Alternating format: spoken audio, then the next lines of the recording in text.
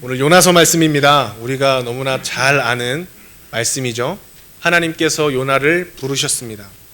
근데 요나를 부르셨을 때 당시 여로보암 2세, 북이스라엘의 여로보암 2세 왕이 북이스라엘을 통치하고 다스리던 때가 바로 요나 선지자가 활동하였던 때입니다. 그런데 그 당시를 보면 이상하게 하나님께서 이스라엘 백성에게 아무 말씀도 하지 않으십니다. 마치 하나님께서 이스라엘 백성을 그냥 버려두신 것 같은 그런 상황이었어요. 어쩌면 정말로 하나님의 말씀이 필요한 곳이 이스라엘이었는지도 모르겠습니다. 여로보암 2세가 그 어떤 왕보다도 악한 왕이었기 때문에 하나님 앞에서 온전하게 행하지 못하는 왕이었기 때문에 이스라엘에게 가장 필요한 하나님의 말씀이 사실 요나를 통해서 니느웨에게 하신 말씀이 이스라엘에게 필요했어요.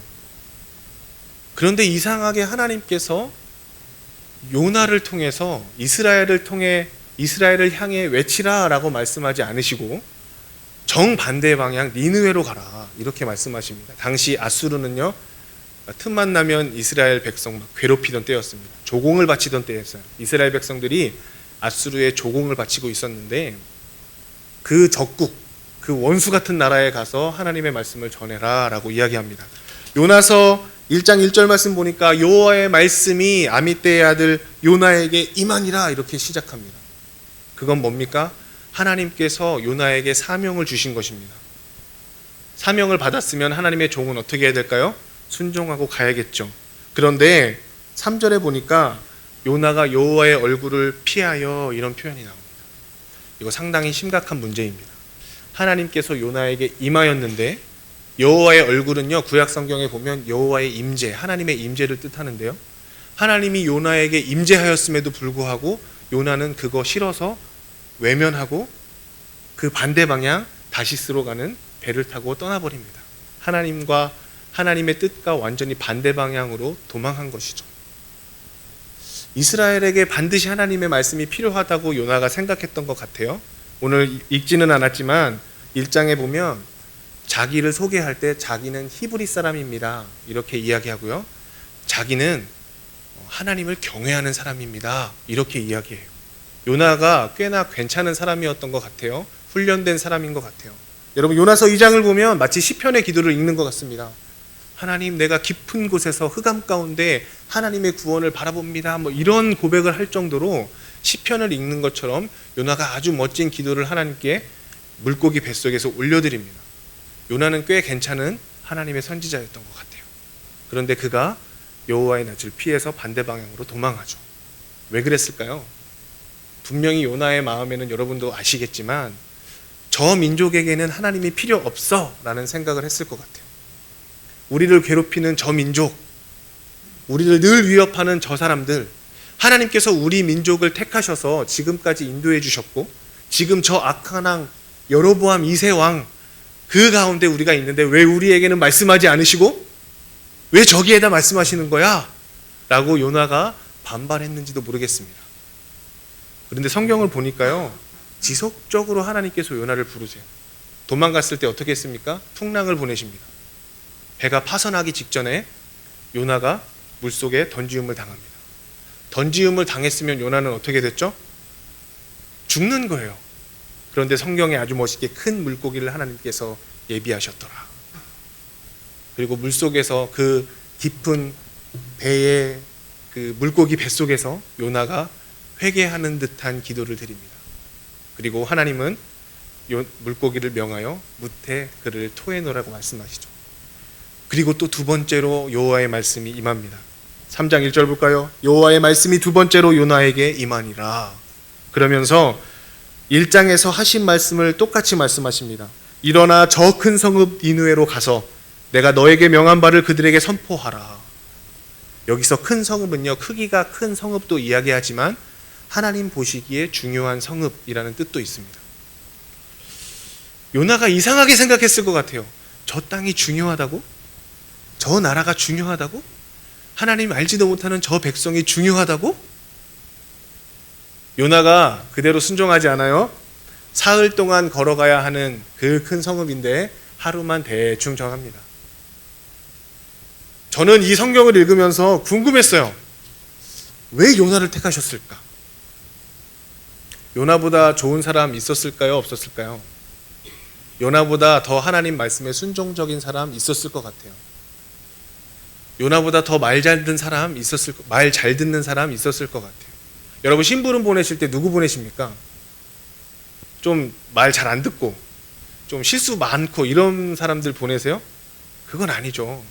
하나님의 중요한 말씀을 전달하는 사람을 보낼 때 하나님도 분명히 뜻이 있어서 요나를 택하셨겠죠. 왜 요나를 택하셨을까요? 네, 뜻이 있으시겠죠. 여러분, 하나님이요 요나를 사랑하셨어요. 여러분 아멘 하실 수 있으십니까? 예, 하나님이요 이런 요나를 사랑하셨습니다. 4장 1절 보니까요 요나가 분내고 성냅니다. 하나님 앞에 삿대질합니다. 하나님 도대체 그럴 수 있습니까? 하나님 사랑이 많으시고 인자가 많으셔서 이 니느웨 멸망 안 시키실 줄 내가 알았습니다. 근데 왜 나를 여기 보내셔서 이렇게 고생시키십니까? 삿대질합니다. 그런 요나의 성품을 하나님께서 바꾸기를 원하셨던 것입니다. 요나의 말씀은요 열방을 향한 말씀이기 이전에 요나를 향한 말씀입니다. 하나님께서 요나를 사랑하셔서 그의 마음과 그의 생각을 바꾸시기 원하셨습니다. 하나님은 동일하게 저와 여러분을 사랑하시는 하나님이신 줄로 믿습니다. 그 사랑을 여러분은 의심하지 않으시기를 주님의 이름으로 간절히 부탁드리고 축원합니다. 하나님은요 우리를 그분의 성품으로 계속 초청하시고 계속 우리를 인도하십니다. 요나가 자기만 알고 자기 민족만 알고 열방을 모르고 다른 사람 사랑할 줄 모르는 그런 선지자였습니다. 하나님의 마음을 모르는 사람이었습니다. 그런데 그런 요나를 부르셔서 하나님의 마음을 가르치고 계신 거예요. 한 번 말씀하신 것도 부족해서 또 말씀하시고 박넝쿨을 준비하시고 벌레를 준비하시고 그러면서 오늘 하신 말씀, 네가 이 박넝쿨을 아꼈는데 하물며 좌우를 분별하지 못하는 저 많은 사람들 내가 어찌 아끼지 않겠니? 라고 이거 요나에게 하시는 말씀이잖아요. 내가 이 사람들도 아낀단다 라고 하나님의 마음을 요나에게 자세히 가르쳐 주시는 게 바로 이 요나서예요. 여러분 하나님이요 저와 여러분을 사랑하셔서 우리를 인도하십니다. 여러분 많이 암송하시죠. 시편 23편 여호와는 나의 목자시니 내가 부족함이 없으리로다. 그가 나를 푸른 초장에 누이시며 쉴 만한 물가로 인도하시는도다. 아멘. 여러분 지금 우리가 하나님께 인도함 받고 있다는 사실을 반드시 기억하십시오. 여러분 아까 사진 보셨죠? 양들이요 진짜 보면 멋있어요. 괜히 푸근함이 있어요. 우리가 양들을 보면 와, 주님을 보는 것 같아요. 주님이 막 저렇게 우리 인도하시는구나.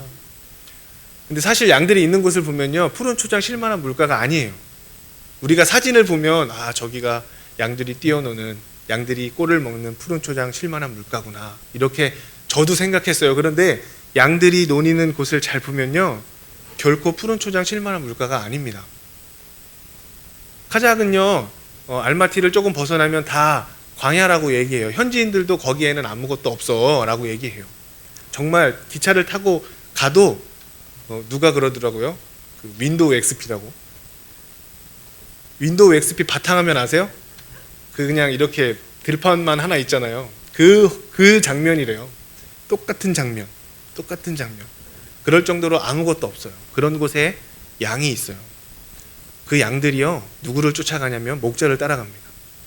양들이 있는 곳에는 목자가 있어요. 목자가 하는 일이 뭐예요? 양들을 계속해서 먹을 곳이 있는 곳으로 인도합니다.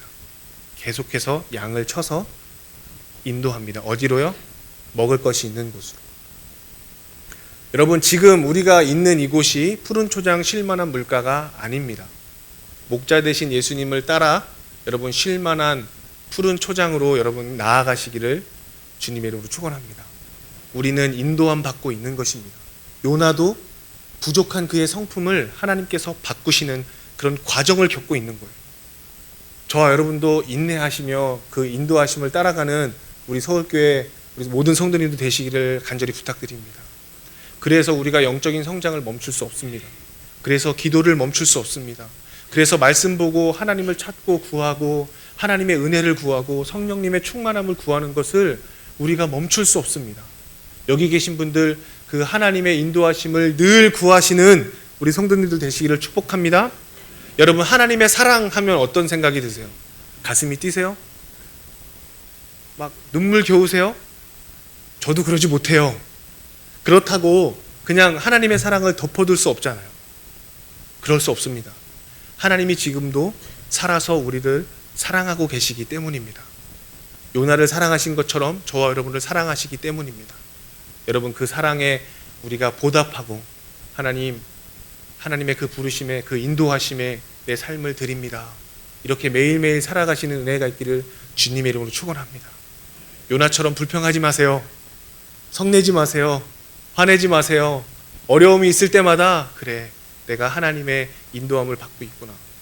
하나님께서 나에게 무언가 가르치실 것이 있구나 라고 여기시고 믿음으로 고백하시고 그분의 음성에 귀 기울일 수 있는 우리 모두가 되시기를 바랍니다.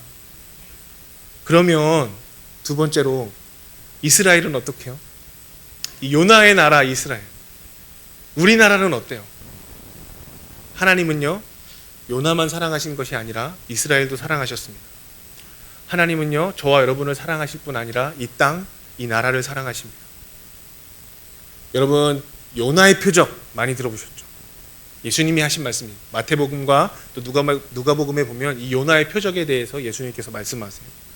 바리새인이 물어봅니다. 예수님, 표적을 좀 보여주십시오. 당신이 메시아인 표적을 좀 보여주십시오 라고 요구합니다.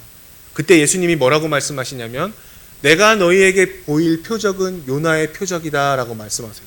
그 이후에 보면 요나가 니느웨 성을 걸으며 하룻길 복음을 전했는데 그 악독이 가득한 니느웨 성읍이 회개하고 돌이켰다라고 말씀하세요. 그게 요나의 표적입니다. 요나를 니느웨 땅으로 보내신 이유는요, 간접적으로 이스라엘을 사랑하시는 그 메시지를 요나에게 전하신 거예요. 야, 내가 니느웨 땅을 사랑해. 하물며 너희도 사랑하지 않겠느냐? 이렇게 요나에게 말씀하시는 장면입니다. 여러분, 요나서를 보시면서 질투심이 일어날 수도 있습니다. 하나님께서 왜 그 이방 민족에게 먼저 관심을 쏟으셨을까? 아니요. 하나님은요, 이스라엘 백성도 사랑하셨어요. 제가 어릴 때, 청년으로 신앙생활 하면서 할 때 제가 다니던 교회에 선교의 바람이 막 불었어요. 갑자기 목사님이 선교를 하신대요. 한 나라를 정하셨어요. 그러더니 매번 강단에서 매번 그 나라만 말씀하시는 거예요. 그 나라, 그곳. 교회에서 선교에 집중하면 사람도 가고 기도도 가고 물질도 가고 이렇게 돼요. 근데 그 당시 제가 중등부 교사였는데 중등부실이 교회의 4층이었어요. 다락방 같은 곳에 중등부 학생들이 모여서 예배를 드리고 있었어요. 그곳 환경을 보면 다락방이었기 때문에 그 마룻바닥이었어요. 그 못질에서 나무 큰 대못질에서 박은 마룻바닥이었는데 시간이 오래되다 보면 이 못이 조금 튀어나와요. 그냥 아침에 기분 좋게 성경책 들고 중등부실 가다가 그 못에 탁 걸리면 빵꾸가 막 이만하게 나요. 양말에. 화가 나죠. 아, 우리 목사님 왜 그러시는 거야?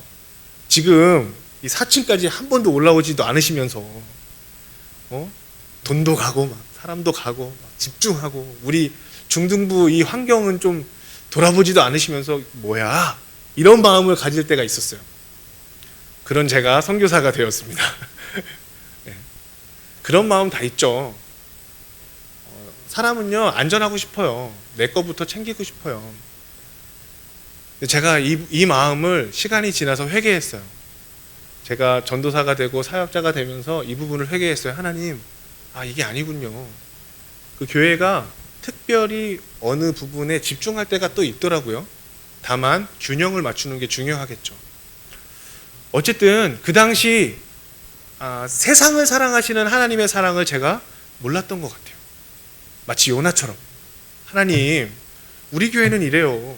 하나님, 우리 부서는 이래요. 그런데 여기 좀 집안 단속도 좀 하고 그게 가야 되지 않겠습니까? 그런 마음을 제가 가지고 있었어요. 근데 아니요. 오늘 성경을 보니까 11절 다시 한번 볼까요? 마지막 부분에 내가 어찌 아끼지 아니하겠느냐 이렇게 요나에게 물으세요.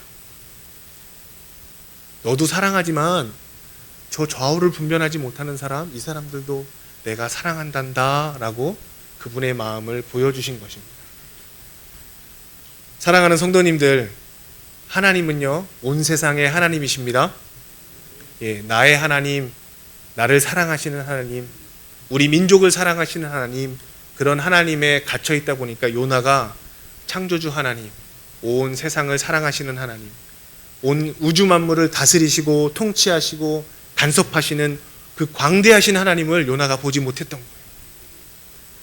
우리 사랑하는 성도님들, 창조주 하나님, 광대하신 하나님, 온 우주 만물에 충만하신 하나님, 그 하나님 바라보고 살아가시는 우리 성도님들 되셔야 합니다. 그게 우리 아버지의 마음입니다. 나도 사랑하지만 열방을 사랑하시는 하나님. 성경 전체를 보면 다 하나님의 말씀, 마침표로 끝나는데요. 이 요나서만큼은 내가 어찌 아끼지 않겠느냐라고 물으시면서 성경이 끝나요. 내가 어찌 아끼지 않겠느냐. 오늘 저와 여러분에게 하나님께서 물으시는 줄로 믿습니다. 내가 너를 사랑한다 말씀하시는 줄로 믿습니다. 그리고 이 세상을 내가 사랑한단다 라고 말씀하시는 줄로 믿습니다. 사랑하는 성도님들, 우리 예수님께서 나를 사랑하신 것 같이 내 이웃과 교회와 이 땅을 사랑하는 성숙하고 사랑 많은 그런 교회가 되기를 주님의 이름으로 축복합니다. 하나님은 나를 사랑하실 뿐만 아니라 온 우주 열방을 사랑하시는 하나님이십니다. 여러분, 이제 예배가 마치고 여러분의 처소로 돌아가면 분명히 기분 나쁜 일이 있을 거예요. 스트레스 받습니다. 나를 존중하지 않는 사람들, 내 자존심을 밟는 사람들도 만날 것입니다. 그런 사람들 사랑해 주시기를 부탁드립니다. 어떻게요? 하나님의 사랑으로. 어찌 아끼지 아니하겠느냐. 여러분, 세상을 보실 때 어떤 마음이 드십니까? 사랑의 눈으로 보아주시기를 바랍니다. 사랑하면 기도할 수 있습니다. 사랑하면 축복할 수 있습니다. 사랑은 허다한 죄를 덮는다고 하였습니다. 그럼 세상을 보실 때, 사람들을 보실 때 그 예수님의 마음으로 살아가시기를 주님의 이름으로 간절히 부탁드립니다. 한국에 2년 동안 잠깐 떠났다가 한국에 온 지 이제 일주일 조금 더 됐는데요. 많은 이야기를 들었어요. 그 대부분의 내용은 희망적인 내용도 있었지만 대부분 힘들다, 어렵다, 위기다, 어떻게 하면 좋겠는가라는 그런 많은 걱정들이었습니다. 하지만 하나님께서 나를 사랑하시고 하나님께서 이 땅을 사랑하신다는 그 믿음을 가지고 우리가 이 땅을 축복하고 이 나라를 축복하고 또 열방을 축복한다면 하나님께서 일하시지 않으시겠어요?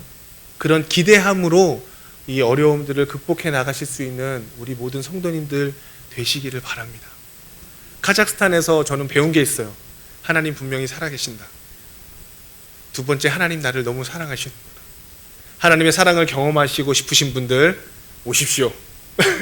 마음껏 하나님의 사랑 경험하시게 되실 것입니다. 정말 한순간도 하나님의 임재를 놓치지 않으면 살 수 없는 곳이 선교지더라고요. 채 말할 수 없는 일들이 있어요. 여러분, 제가 조금 살이 빠지지 않았습니까? 예, 살 빼러 오십시오. 예, 오셔서 하나님의 사랑 많이 누리고 돌아가셨으면 좋겠어요. 6시간 걸려요. 또 제가 준비되고 또 성장하는 만큼 우리 성도님들과 함께 해야 할 일들이 무궁무진합니다. 여러분, 이 하나님의 사랑 놓치지 않으시고, 내가 하나님 사랑하고 온 열방을 사랑하시는 그 하나님의 사랑 놓치지 않으시고, 여러분 자신을 살피시고 이웃을 살피실 수 있는 우리 성도님들 되시기를 부탁드립니다. 그리고 사랑으로 이 땅을 조금 더 밝게 변화시킬 수 있는 그런 우리 성도님들, 우리 서울침례교회 다 되시기를 주님의 이름으로 축원합니다. 기도하겠습니다.